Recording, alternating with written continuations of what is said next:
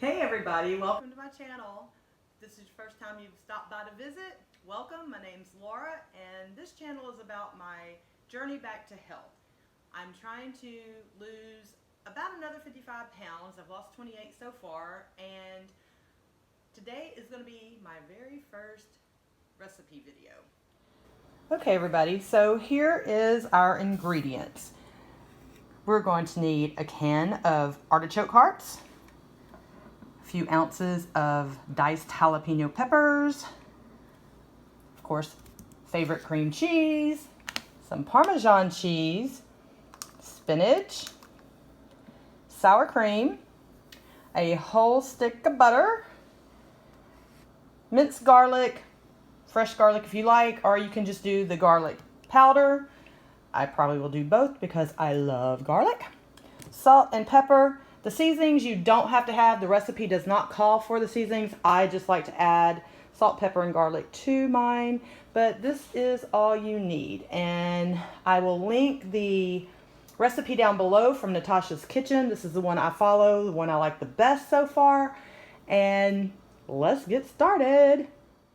Okay, so I've sort of put everything together and unpackaged and unwrapped things so it would save us a little bit of time.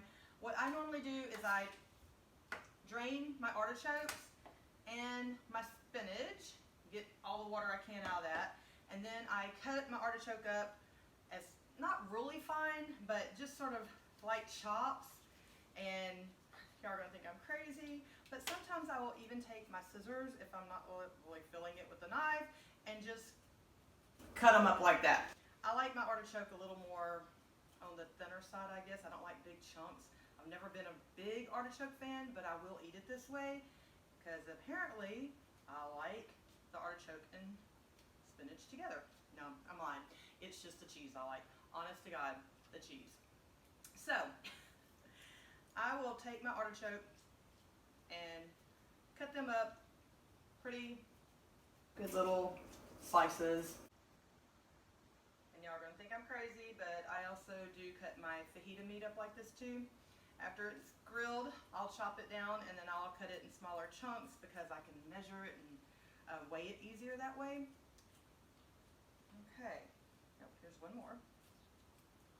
And it still is juicy, so if you want, you could actually take paper towel and get some more of the juices off of them. It will cook into the recipe a little more. It's not really that noticeable.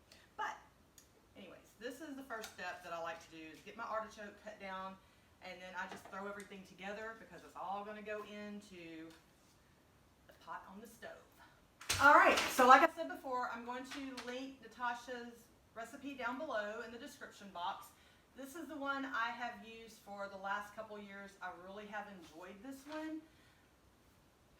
The whole family likes it, so it's very good. Okay guys, apparently I'm bouncing all over the kitchen today. The lighting was coming in at a weird angle and I can still see it is, oh gosh. Anyways, we're going to try to get through this video. So, let's get started. First off, we're going to take a stick of butter and we're going to melt that down. I put it on about medium-high heat. You melt the butter and the cream cheese and sour cream. We're going to throw all that in together and get that going.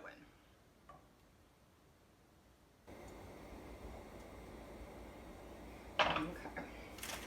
Whole stick of cream cheese. 16 ounces of sour cream.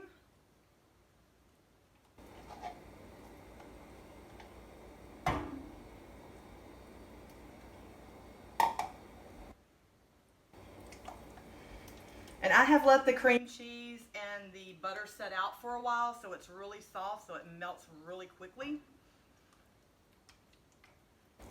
That's another little tip and trick that you can do instead of trying to do a solid stick of butter or a solid stick of cream cheese. It melts really, really easily. I don't know if you can see this or not, but it's already starting to melt down. Look at that. Just getting creamy.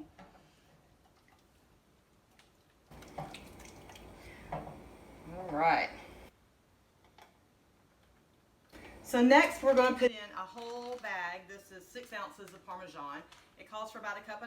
It says 1.5 cups here, so that's what I go with. So a whole bag of Parmesan cheese.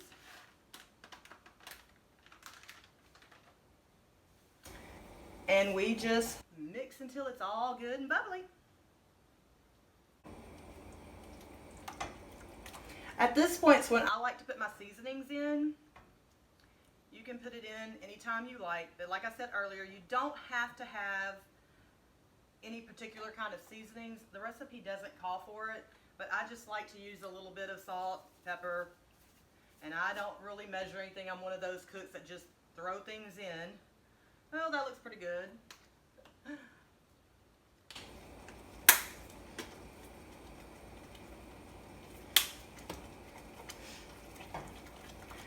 And just stir, stir, stir. Whoops, it's popping out. Okay, so as you can see, we've already got a pretty good consistency here. It's pretty melted down. It's thickening up together. So at this point is, now that it's bubbling up a little bit, is where we're going to put in all the rest of the ingredients. So we will add in, if you want extra garlic, the jalapeños, 4 ounces of jalapeños, and then your main substance, the spinach and the artichoke. There we go.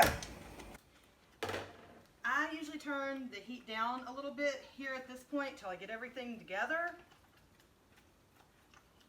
You don't want to burn that cheese, any of it.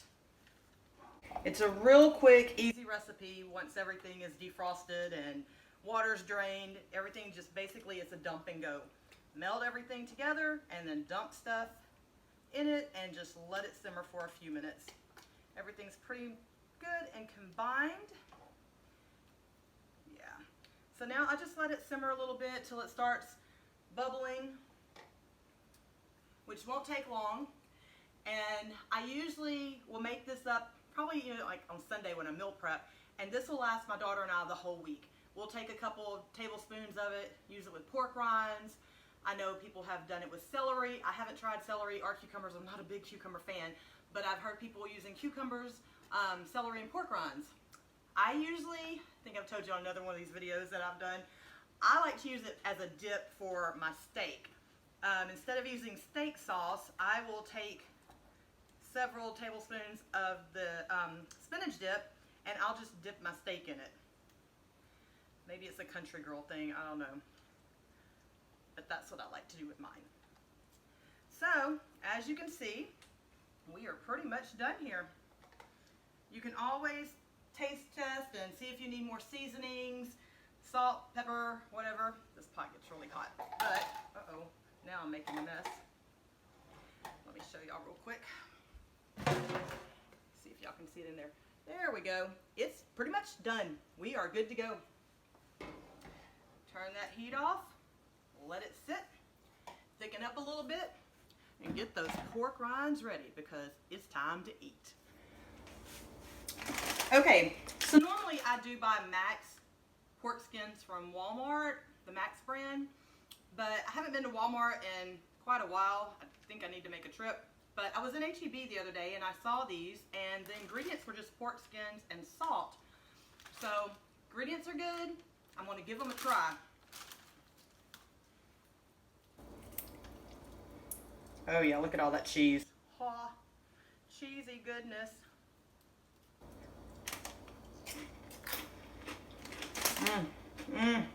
Oh yeah. Definitely one of my favorite dips, snacks. It's definitely a go-to staple in the house. You gotta try this, guys. If you haven't ever tried it, just try it one time. You'll be sold. So if you're new to my channel, welcome. I'm so glad to have you. And for everybody else, thanks for joining me for my first cooking video. Hopefully I can get some more done and maybe even get some help because recording was a little tricky for this. But thank you guys so much for being here. Do all the good, great YouTube things down below. Like, subscribe, share, and ring that bell. And I will see you soon. Bye.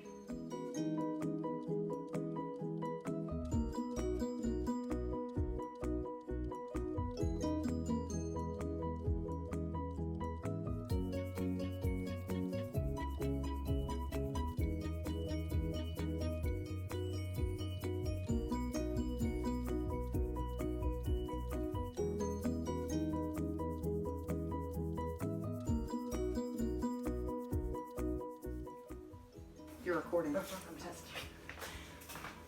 Okay, so I just can't stand here because it's on me. If I stand over here, it's beside me. Yeah. Close enough. Yeah, until the sun moves and then it'll be right on me. So I gotta like hurry this one. Nope, still too low. Blah. Oh, wait a minute.